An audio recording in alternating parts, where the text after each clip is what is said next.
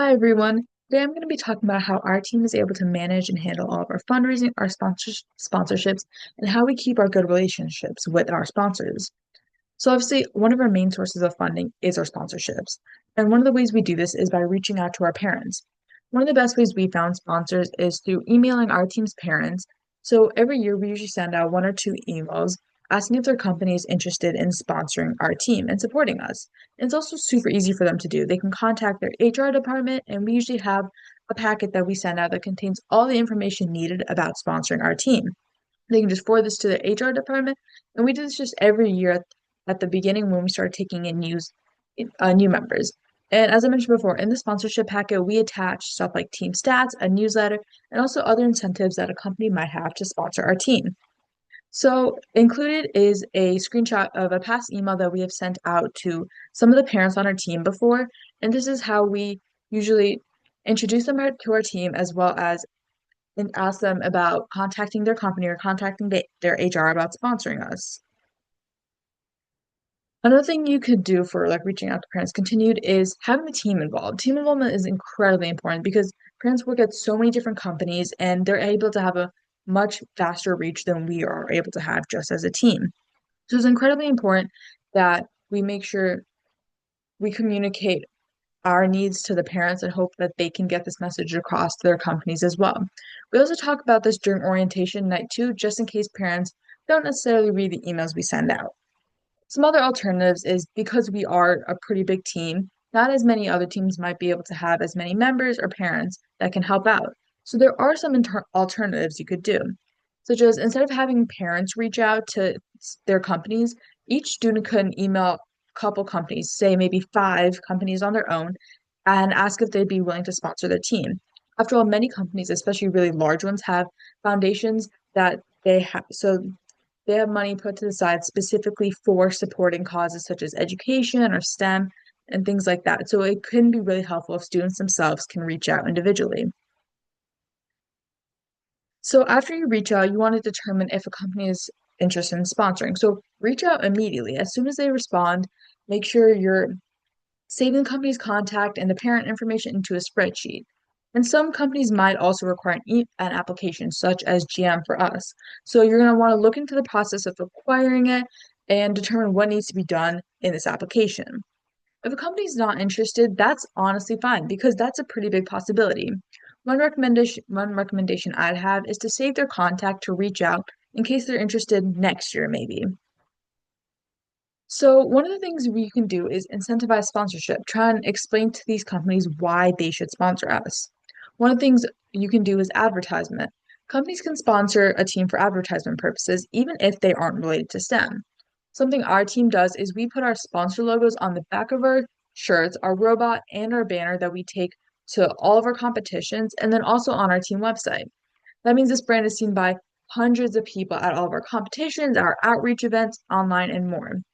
And this is also something we offer to some of our sponsors, but they also have access to team photos from all of our events in case they'd like to display them to show their own work. So another incentive is future recruitment, especially STEM-related companies. Many will sponsor robotics teams to build up skills in students that can later be helpful for their own companies and make students more have skills that could be employed by them as well. Sponsors also have opportunities to come to our competitions and our outreach events, so they're able to interact with other companies and schools in a STEM-based environment. And one thing that's really important is you want to be able to mention both of these and other incentives you can think of in your emails or packets, just to show that they're also able to get something out of this sponsorship. So these are the different kind of questions that you normally might get in a sponsorship application. One side note is many bigger companies may require an application to determine like interest and eligibility because not every sponsor automatically renews each year. One example that I already mentioned is GM, which we must apply for every year. So one common question is, why should you sponsor your team? So to answer this question, I'd really suggest researching about the company and finding out more about them. Try to find their company missions, what they do as a company, especially if it's a STEM related one, or you can find a way to relate it to one of your events, and your motivation for sponsorship and more, and try to find a way to work it into your answers. This way, your responses are tailored for each individual company and the people looking over these applications are going to be able to understand that this is specific to just their company. So it shows more interest and like specificness. Another common question is, how does funding help your team? So in this section, you're going to want to specify all the different projects and items this funding would go towards. And some examples would be competition fees, your outreach or in-reach events, robot parts, and more, or just general team management. Some sponsorships may be limited to only specific uses, such as only for outreach events or only for competition fees. So you can still talk about how that would be incredibly helpful. And like I said, in this question, you specify exactly what the team needs and how, like if the team needs motors, list out exactly what they are to help the company and understand. Because they might not, especially if they're not a STEM-based company, they might not understand what their use is and how important it is to the team. So it's really important to explain carefully how important it is for the team and how if their funding is going to help us acquire the specific parts or what we need, we can show the impact it'll have on our team and the work we do. Another thing you want to mention is how this funding can help the community through your team's initiatives and how your team is able to work with their community, such as if you do events for children or maybe elder people, you can talk about how this funding would be able to help improve your programs for them and have more opportunities for these children or all the people participating in your programs. Another common question is different projects and events your team does. So this is where you're going to want to mention all of your team's outreach and charity events and how your team played a role in each of these projects, such as were you running the event, were you helping coordinate it, were you just there for setup, stuff like that. And you can also mention other teams you're working with too if you'd like as well. And so this is where you're going to talk about how much of an impact you were able to have on this event and all the people who were participating in this event. You're going to want to explain what happens in the like project or event and the process of planning it and putting it into motion.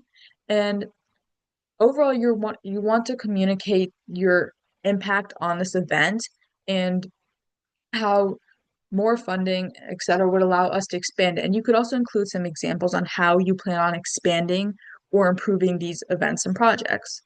Some other possible questions which you might want to take in consideration before you start writing this application is some basic information about your team, such as how many members or and mentors are there, some awards, and the email or contact of the parent that works at the company on the team. So this parent usually might act as a person in between the team and the company. So next, we're going to be this is just some of our major sponsors, such as GM, Spectrus, Bosch, Danlaw, Auto Kineton, and Siemens and Electromatics. Obviously, many other teams are sponsored by many different people, so bigger companies may have more competition for sponsorships, but they also might have more money allocated for robotics teams and all that stuff. So you might be able to have some luck trying to reach out to one of them. Another thing you could try and do is reaching out to more locals, maybe even smaller businesses if you'd like about sponsoring your team, since they're going to have a more up close view of your impact. And this is one of our major grants that we apply for every year. And while we don't necessarily apply, our school district does it on our behalf. And so this is the 99H Robotics Competition Grant, and it aims to enhance like educational opportunities in STEM fields by supporting robotics and participation in it.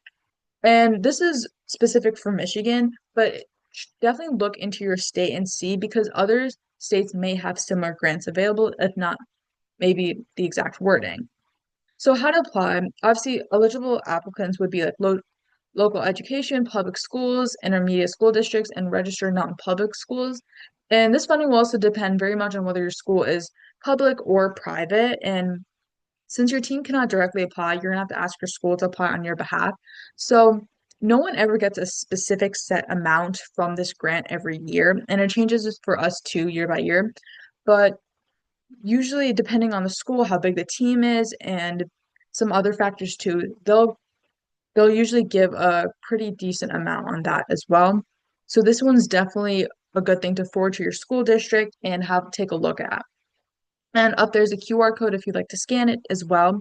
And this just links to the Michigan grants page, but it will provide a bit more information so you can look into it as well. And so our next topic is how we maintain our relationships with our sponsors.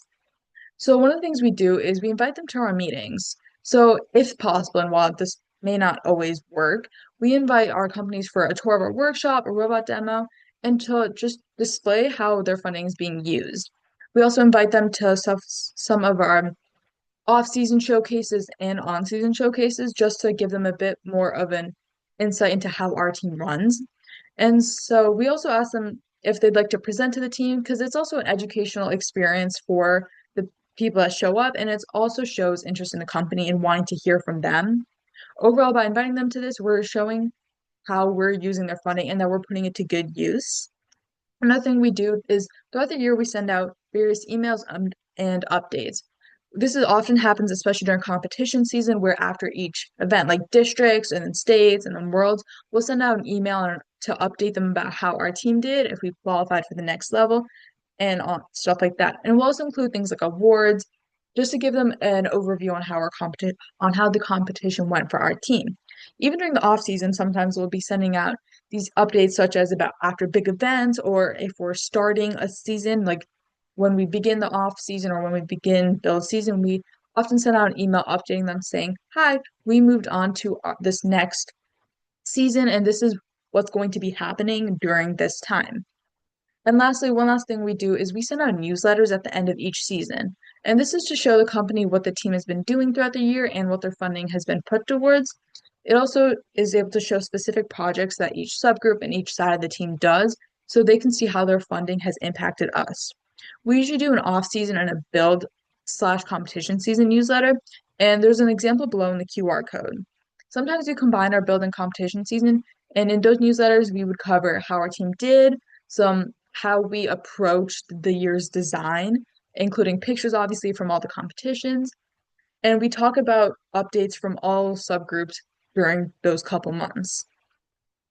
And this is a bit more on what to include in a newsletter, obviously, especially in this is specific for a build season newsletter. You're going to want to introduce like the game and what the robot is supposed to do because not all these companies are incredibly intertwined with FIRST, so they may not know what the game is or what our robot is intended to do. So that's where we can put a little summary or description just to ease them into it and they know what they're supposed to be looking for in the rest of the newsletter. And then another thing we do is we give brief updates about each subgroup and we highlight especially important events and projects that have occurred, such as like outreach events, some of our competitions, and our new member bot, and even a couple years ago when we were redoing the pit. So we include different like important updates from both the business and the build side and to talk about the progress that we've made over the past couple months. And then also at the conclusion, we're going to sum up all of the important events and awards that we've gotten over the season. And we'll also want to mention upcoming important dates for us, such as like, oh, or maybe our competition dates or off-season competition. And lastly, you definitely want to like thank them for the support again because this is something they're doing to help us as well. And extend an invitation to meet with us and to come to our events, just so you can get a bit more of a glimpse into how our team works. And understand how much of an impact their funding is having on our team and look what we're able to accomplish. So for our third point, it's fundraising and also other forms of sponsorship. So some other possible funding and sponsorships is non-monetary. Sponsors can give out goods that the team can use for fundraisers ourselves, for raffles, or for us to use ourselves, especially if they're parts or equipment that our team especially needs. Our second thing that is a like other possible venue instead of monetary sponsorships would be software or parts. And there have been companies, and you can definitely contact them about a potential sponsorship for parts that are needed for the robot or for software. Another way to go about this is through fundraising projects, especially because fundraisers are a really good way for your entire team to get involved, whether that be a subgroup or a specific group of people that are planning it, or the entire team to get involved and help fundraise. It's a really good way to get everyone together, and it also extends a branch out to the community. We're able to involve the community in this fundraiser and let them understand a bit more about what we do. So obviously the way to go about this is you want to brainstorm and plan, and those are going to take maybe quite a bit of time because you want to make sure that it goes really well. Then once you brainstorm and plan, you want to figure out how you can involve the community and advertise it. Some examples you could do for fundraising would be like car washes or bake sales. And then lastly, something you could do that I mentioned a little bit before is you could try reaching out to local businesses. They can be really open to helping out their community, especially once they understand how you are aiming to help your local, like the people living near you. So they can definitely be a good group to reach out to. And then this is something that we do for both Kroger and Bush, and it's called Script, and it's a program where Kroger donates to local organizations, and it's a small portion of the sales from our members' parents. And I believe Bush also does this too. So the way it works is for organizations, a tax exemption form and an application form need to be filled out and mailed. And I also have a QR code linked to bring you to a page that'll talk a bit more about what organizations have to do. For parents, they must have a Kroger's card, and then they also have to sign into their account and link the organization name, so our team name, to their accounts. That way, some of some of the purchases they make will come back to the team. And this program doesn't cost anything at all for either the organization or the parent. And for our team, we earn around $450 per season from this. Like I said, for the organizations, there's a QR code, but there also is one for parents to learn a bit more about how you can link your Kroger account to your organization. And as I mentioned before, Bush also has a very similar thing, so same process. And then next we'll be talking about our budget. So this is our budget income, and most of our income comes from sponsorships and membership fees. Our team has about usually around 80 to 90 members each year, and it was a $300 membership fee. However, each team is very different. So this membership fee, if you have one, was most likely to differ because, like I mentioned before, we are a very big team and to, and we are incredibly grateful to have team members that are willing to pay this membership fee, but obviously this isn't applicable to every single team. So you can definitely find increasingly creative ways to find fundraising and some money to help fund all of your projects.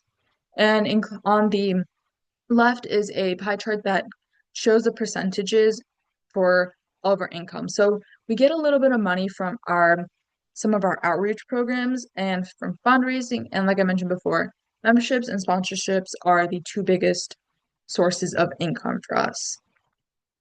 And one really important note is you should definitely keep track of all your expenses and create a budget because it makes it a lot easier to understand where all your money is going towards, perhaps where spending needs to be cut down, and allows you to get a more whole overview of the entire team's expenditures. So you know, oh, do we have to maybe cut down on expenses, increase our income, just so everything can balance out. So it's also a really nice way to know what you guys are spending on. And so this is it for my presentation. Does anyone have any questions?